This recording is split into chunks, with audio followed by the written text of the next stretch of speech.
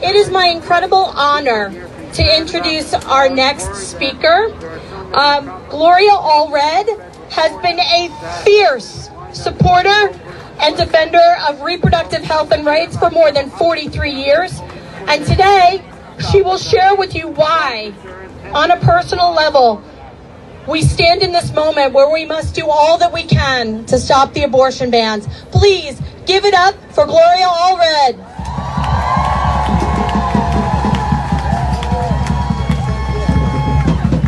Resist, insist, persist, and elect pro-choice women. I am here today in New York as living evidence of what happens when abortion is criminalized. And I would like to share that with you because in the 60s, when I was in my 20s, I went to Mexico. I went out on a date with a doctor, and I ended up getting raped at gunpoint.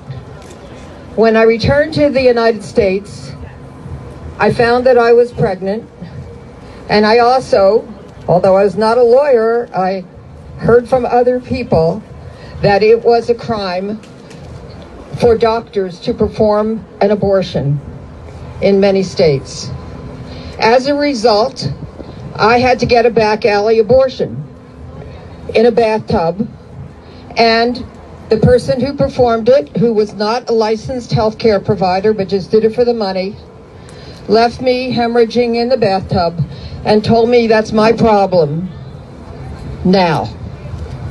The only time a hospital would admit a woman like me was if she was bleeding to death from an abortion.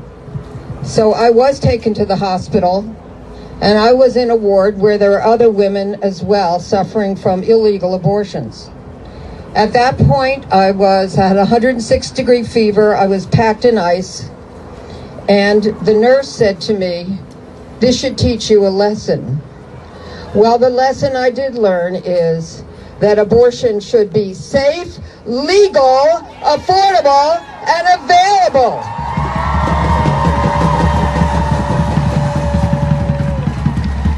So people talk about, well, it's only doctors that are committing a crime if they commit an abortion, 99 years in prison in Alabama if a doctor is convicted of performing an abortion. But the truth is, the victims are the women and the girls who have to get a back alley abortion and who are going to be left to die. It was our women's Vietnam. More women died or were maimed before Roe v. Wade by illegal abortions than men ever died in Vietnam. We thank our brave men for their sacrifices. We can never thank them enough. But we also were hurt by these laws which forced us into no-win situations. And we have to recognize that we will never allow abortions to be criminalized again. Do you agree? And I want to hear resist, insist, persist, and elect pro-choice women to the legislatures.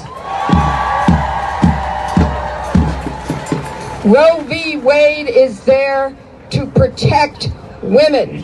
Are you going to protect your daughters? Are you going to protect your sisters? Are you going to protect your mothers who may need an abortion? Are you going to protect yourselves and your futures? You must protect Roe v. Wade.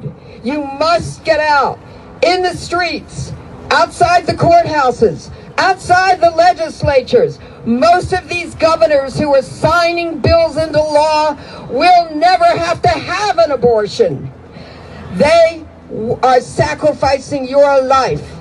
Not every religion believes that abortion should be a crime. It should be legal, and not just in cases of rape, not just in cases of incest, but it's a woman's choice, and no elected official has a right to make that choice for us. Do you agree? So let's hear it resist, insist, persist, elect pro-choice women, and yes, elect pro-choice men as well. Fight for your rights. No one ever gave women our rights. No one ever gave us the right to vote. We have always had to fight for it, and this is the time we are going to wage the fight of our lives now. Give yourself a round of applause for standing up for choice. We love you, we need you, and we'll be there for you and with you. Thank you.